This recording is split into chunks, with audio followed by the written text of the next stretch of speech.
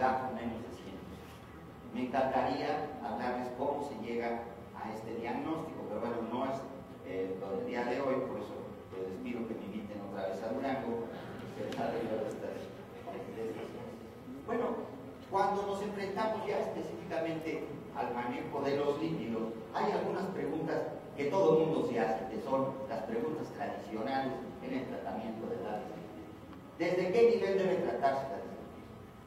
Esto va muy de la mano de este hecho de pensar en las enfermedades como una variable discreta.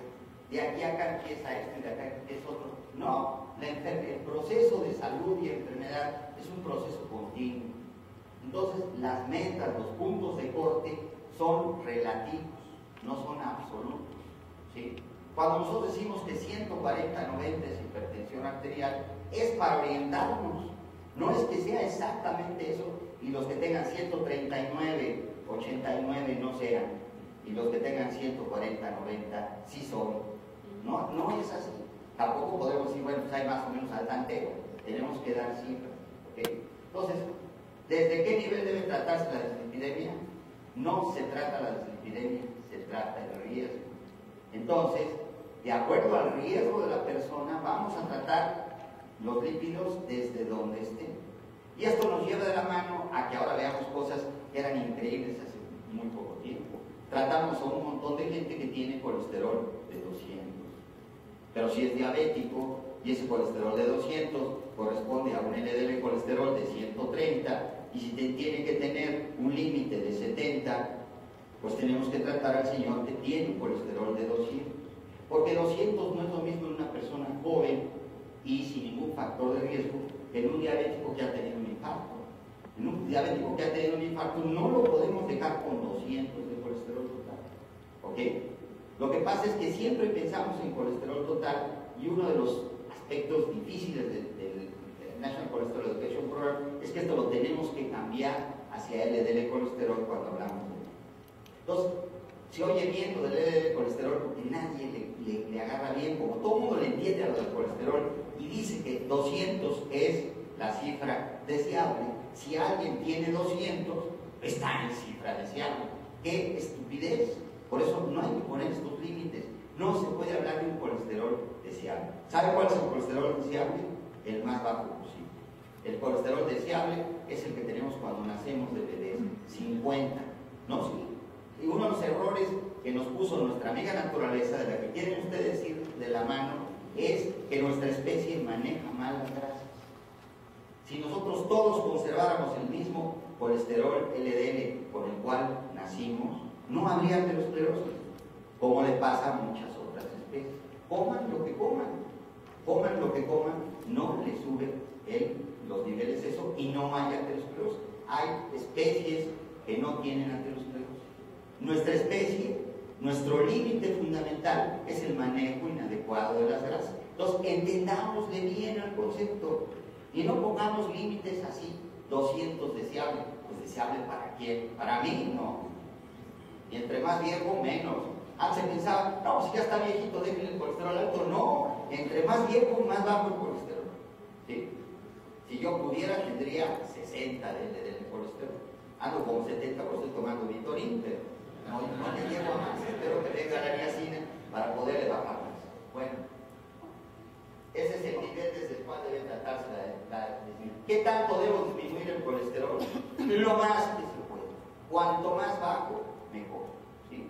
Por cierto, no se dice entre más bajo mejor, se dice cuanto más bajo mejor. ¿Existe algún límite del colesterol para considerarse como demasiado bajo? No lo conocemos todavía. O sea, desde luego 0 es muerte.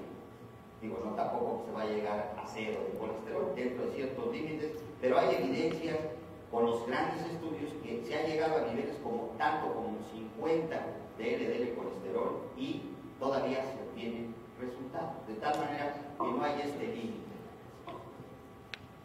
Las nuevas enfoques son diferentes. Entonces, estos nuevos enfoques nos dicen ahora que ya se a ver, regrésame por favor. Acá. Bueno, primero, fundamental, el número uno, no se trata la enfermedad, se trata el riesgo. Olvídense ya de que están tratando el colesterol y a dónde hay que llevarlo, etcétera, etcétera. Esas no son las estrategias, son tácticas. La estrategia fundamental es tratar el riesgo. Para eso requerimos tácticas adecuadas. La táctica adecuada es, vamos contra el LDL colesterol, pero lo que estamos tratando es el riesgo. No se les olvide, porque cuando fundan las metas, no las deben fundar en qué nivel tiene de presión arterial, no, la debo fundar en qué riesgo está mi paciente. Lo segundo, el beneficio está en función directa del riesgo. La persona de más alto riesgo, la intervención en ella va a tener más beneficio. Esta es una regla universal. Si se quiere tener beneficio, hay que actuar en los niveles de alto riesgo. El LDL colesterol es el indicador de las metas y van y vienen estudios, van y vienen cosas y sigue siendo esta una cierta. Luego, otra cosa dificilísimo de entender es que el beneficio es independiente del nivel inicial del LDL colesterol. Pero claro, porque el beneficio es dependiente del riesgo, no del nivel del LDL colesterol. Entonces nosotros no podemos decir, como este señor tiene 200, si yo le doy el medicamento no va a obtener riesgo porque está en un colesterol correcto. No, si ese señor tiene riesgo, pues va a obtener beneficio independientemente del nivel a donde yo parta para darle el tratamiento.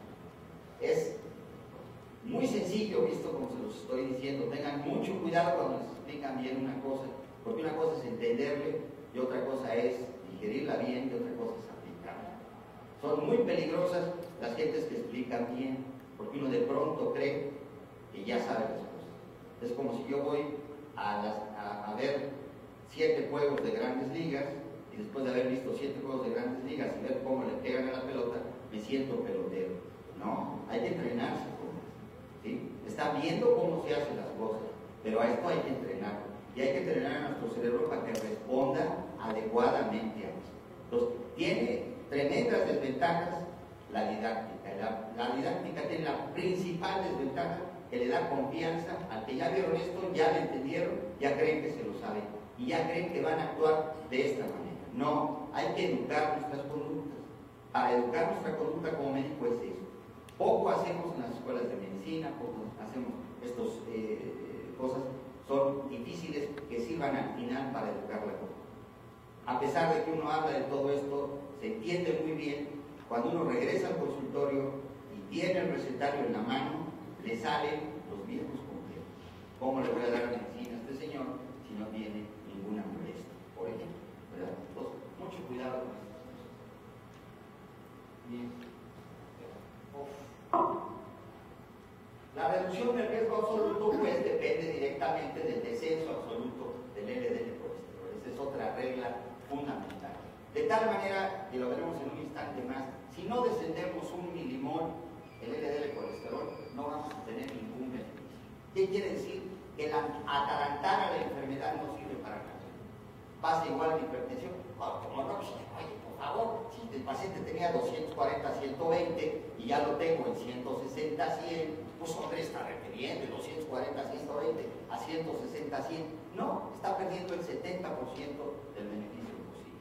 O sea, para alcanzar el beneficio hay que alcanzar las metas. Es un concepto de umbral.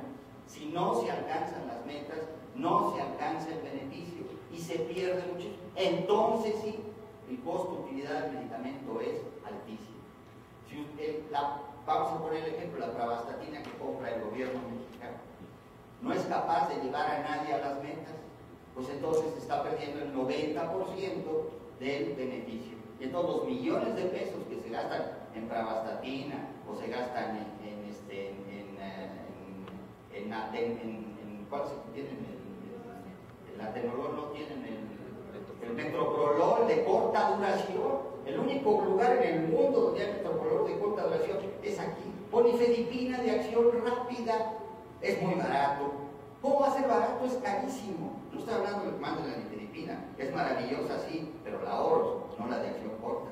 Son cosas totalmente distintas. No estoy hablando más del metoprolol. El metoprolol de larga duración es excelente, pero el metoprolol de corta duración es una estupidez. Entonces,